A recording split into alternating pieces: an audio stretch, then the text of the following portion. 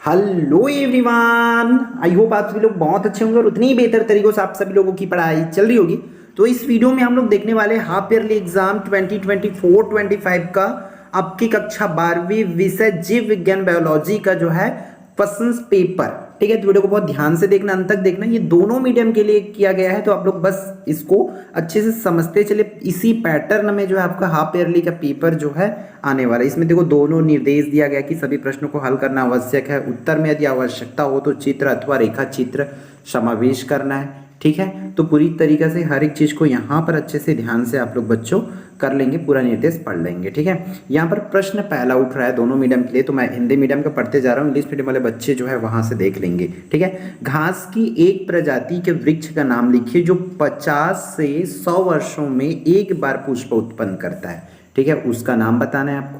फिर अगला, मादा एनाफिलीज मच्छर के काटने पर मनुष्य के शरीर में किस रोगाणु का संचरण होता है, ये करना है। फिर प्रश्न क्रमांक 3 दिया हुआ है कि मधुमेह रोग के निदान हेतु किस हार्मोन का उपयोग किया जाता है। फिर प्रश्न क्रमांक 4 में क्या दिया हुआ है, किस प्रकार का पिरामिड कभी उल्टा नहीं बनता है, सदैव सीधा रहता है।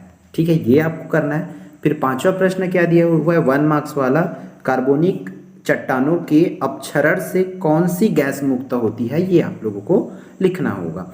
फिर प्रश्न 6वां क्या दिया हुआ है बच्चों, यहाँ पर एमनियोसेंटेसिस पर क्यों रोक लगा दी गई है, कोई 2 मुख्य कारण जो है बताना है। ये 2 नंबर वाला है आपका। ठीक है, रोक क्यों लगाई है उसके 2 कारण बताओगे, इसका एक एक कारण का आपको नंबर जो है मिल जाएगा। गुणसूत्र का वह रोग जो 21वें गुणसूत्र में अधिकता से होती है, कुल गुणसूत्र की संख्या 47 होती है, इसके 2 लक्षण जो है आप लोगों को लिखना होगा। ठीक है, अगला, ड्रायोपेथिस्कस मानव की 2 विशेषताएं जो है आपको लिखना। मेरे हिसाब से क्वेश्चंस बहुत इजी नहीं है, इसलिए आप लोगों को बोर्ड एग्जाम के पॉइंट ऑफ व्यू से यहाँ पर क्वेश्चंस को सेट किया गया है, तो आप लोग बहुत ध्यान से इसको करेंगे। पशु प्रजनन में प्रयोग की जाने वाली विधियों में सर्वोत्तम विधि कौन सी है और क्यों है, वो आप लोगों को करना है। फिर नेक्स्ट वन, तो देखो उन सूक्ष्म जीवों के नाम लिखिए जो निम्नलिखित उत्पादों के व्यावसायिक उत्पादनों में सहायता कर, जैसे स्टेनिन का और ब्यूरेटिक अम्ल का। क्लियर है। फिर 11वां प्रश्न क्या दिया हुआ है जो 3 नंबर के लिए है, यहाँ से नर एवं मादा मनुष्य में बाह्य लैंगिक लक्षणों, त्वचा, बाल एवं कंधे के आधार पर अंतर जो है लिखना है। ठीक, फिर प्रायः पौधे के पुष्प बहुरंगी होते हैं क्यों, कोई 3 कारण आप लोगों को बच्चों बताना होगा। फिर नर मधुमक्खी में 16 गुणसूत्र होते हैं जबकि मादा मधुमक्खी में 32 गुणसूत्र होते हैं, कारण बताना है ऐसा क्यों।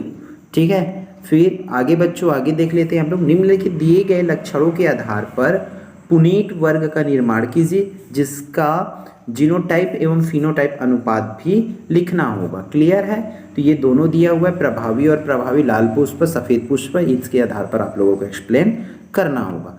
15वां नंबर का प्रश्न, संवृत्तता को उदाहरण देकर के समझाना है। फिर मानसिक अवस्था क्या है, इसके 2 कारण आप लोगों को लिखना होगा।